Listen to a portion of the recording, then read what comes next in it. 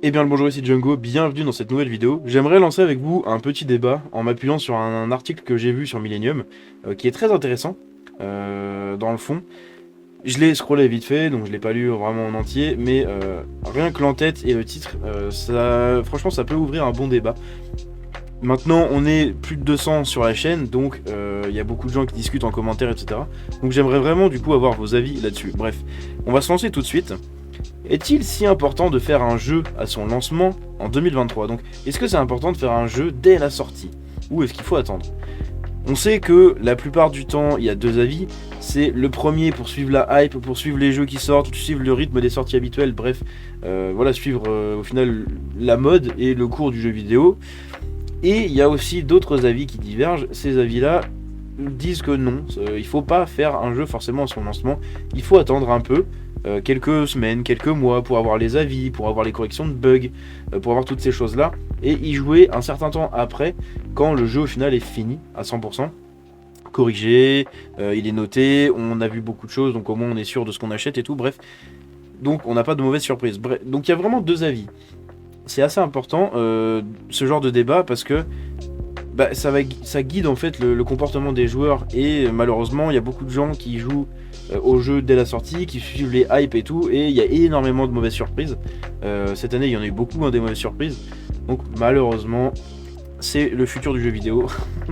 Il existe énormément de jeux qui sortent chaque mois et certains d'entre nous y jouent à la sortie, mais est-ce que quelque chose de si important? Nous essayons de répondre à cette question dans cette news. De nos jours, de nombreux titres, je vais y arriver, sortent chaque semaine et il est difficile de choisir lesquels prioriser. Dans cet article, nous abordons un point qui peut souvent faire l'objet d'une question.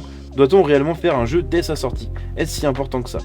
Un jeu à sa sortie n'est-il pas fini? Depuis plusieurs années, de nombreux jeux bénéficient de contenu ou de mise à jour après leur lancement, un peu comme on pourrait le voir pour des jeux à service dont le but est d'amener du contenu petit à petit au fil des mois. Enfin, mise à jour, c'est un terme qui correspond bel et bien à une nouvelle version d'un programme, mais cela ne veut pas forcément dire qu'il possède du nouveau contenu. Certaines mises à jour se contentent de corriger les défauts ou des bugs sous la forme de correctifs habituellement nécessaires pour permettre une meilleure expérience. Néanmoins, c'est l'un des facteurs qui m'a poussé à me poser cette question. En effet, aujourd'hui, rares sont ceux qui sortent et qui sont parfaitement terminés. Est-ce forcément un mal? Je ne le pense pas, car le fait de pouvoir ajuster un jeu après sa sortie est assez crucial. Mais du coup, est-il vraiment intéressant d'y jouer lorsqu'il sort?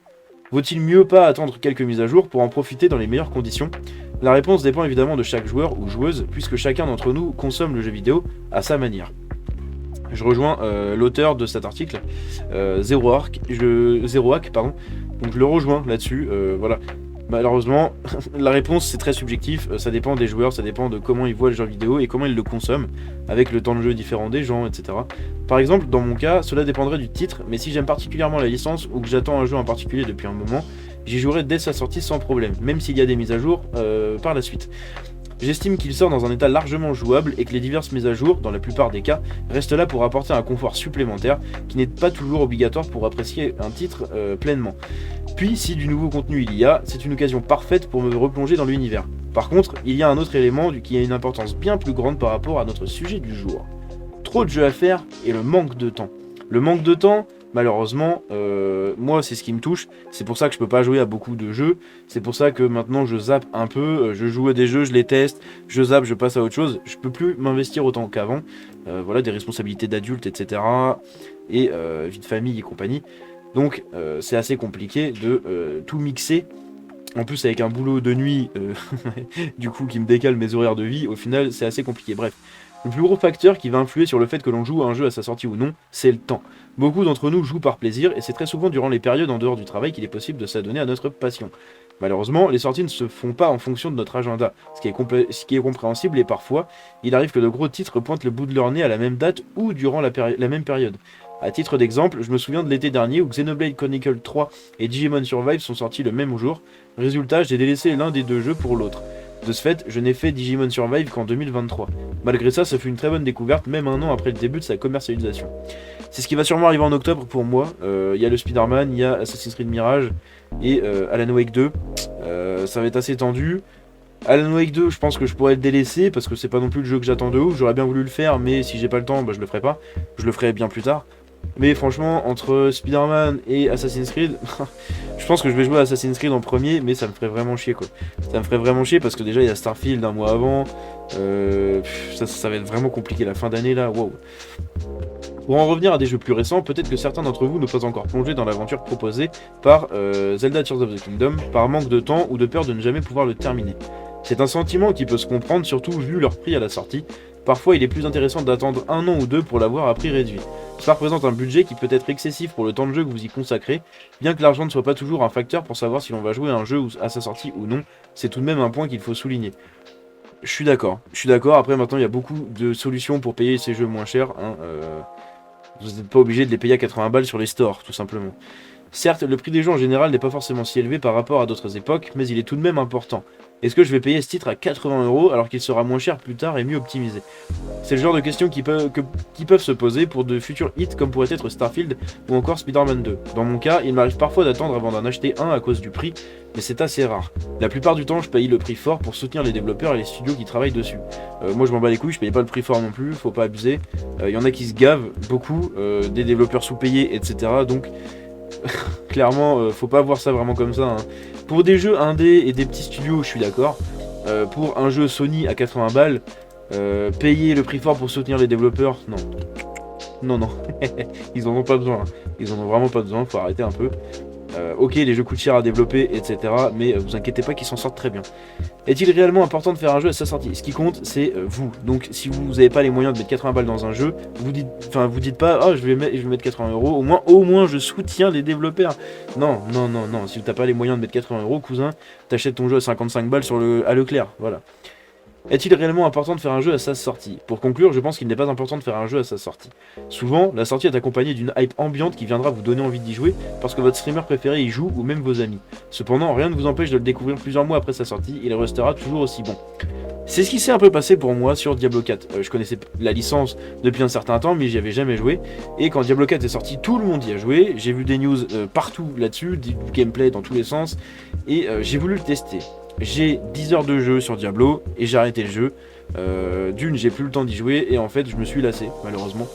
Donc je le garde de côté, peut-être qu'un jour je le referai ou voilà dans quelques années, je sais pas, quand j'aurai plus le temps. Mais pour l'instant, j'ai pas réussi à aller jusqu'au bout de mon aventure. Je me suis vraiment arrêté pas loin, hein, voilà, en 10 heures de jeu quoi. C'est malheureusement j'ai été victime de ce truc là, ça faisait très longtemps que ça m'était pas arrivé de me faire avoir par la hype justement. Mais c'est comme ça, hein.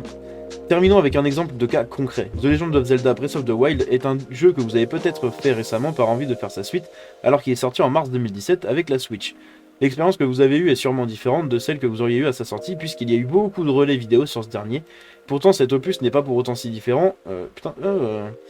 Pour autant, ça fait bizarre dit comme ça. Pourtant, cet opus n'est pas pour autant si différent que le jour de sa sortie.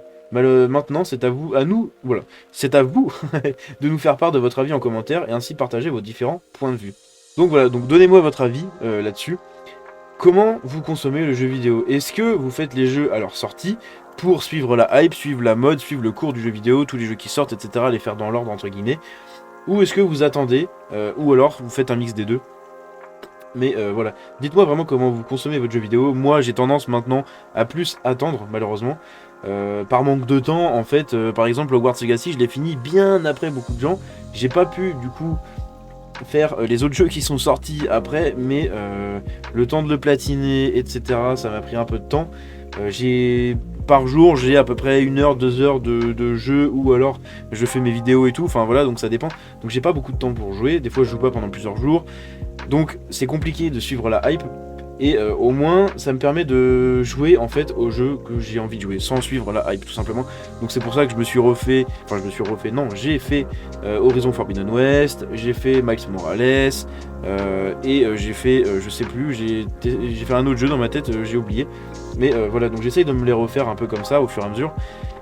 Malheureusement, quand on grandit, quand on a de plus en plus de responsabilités, et ben c'est compliqué de suivre la hype, sauf si vous êtes streamer ou youtubeur centré sur les jeux, etc. à temps plein, auquel cas, bah, du coup, c'est beaucoup plus pratique. Bref, donc donnez-moi vraiment votre avis là-dessus et votre expérience, comment vous consommez le jeu vidéo.